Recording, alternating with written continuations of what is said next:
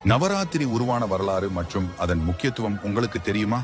நவராத்திரி என்றால் 9 இரவுகள் என்று பொருள். அமாவாசையை அடுத்து வரும் 9 நாட்கள் நவராத்திரி எனப்படுகிறது. புராணத்தின்படி எருமை உருவம் கொண்ட அரக்கிக்கும் கம்பன் என்பவனுக்கும் பிறந்தவன்தான் மகிஷாசூரன்.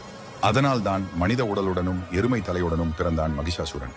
இவன் பிரம்மனை குறித்து பல ஆயிரம் ஆண்டுகள் தவம் செய்து தனக்கு யாராலும் மரணம் நேரக்கூடாது என்றும், அப்படி நேர்ந்தால் அது ஒரு கன்னி பெண்ணால் தான் இருக்க வேண்டும் என்ற வரத்தை பெற்றான்.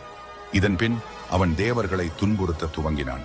அன்னை சக்தி பெண்ணுருவம் பூண்டு தேவர்களை காக்க பூமியில் பிறந்தார். சக்தி தேவி மகிஷாசூரனுடன் போர் புரிந்து மகிஷாசூரனின் எருமை தலையை தனது சக்கரத்தால் வெட்டி வீழ்த்தினார். தேவர்கள் மகிழ்ந்தனர்.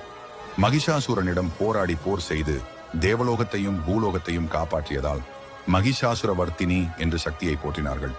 9 நாள் போர் செய்து 10வது நாள் தேவி வெற்றி பெற்றதால் 10ஆம் நாள் விஜயதசமி என்று கொண்டாடப்படுகிறது.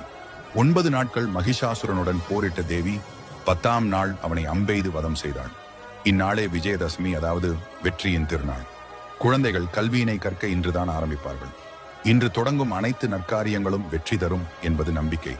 நவராத்திரியின் தனி சிறப்பே இது முழுக்க முழுக்க பெண்களுக்கான பண்டிகையாகும். அம்பாளுக்குரிய பண்டிகைகள் எவ்வளவோ இருந்தாலும் அவற்றுள் முக்கியமானது 9 நாட்கள் கொண்டாடப்படும் மிக சிறப்பு வாய்ந்த நவராத்திரி விழாதான்.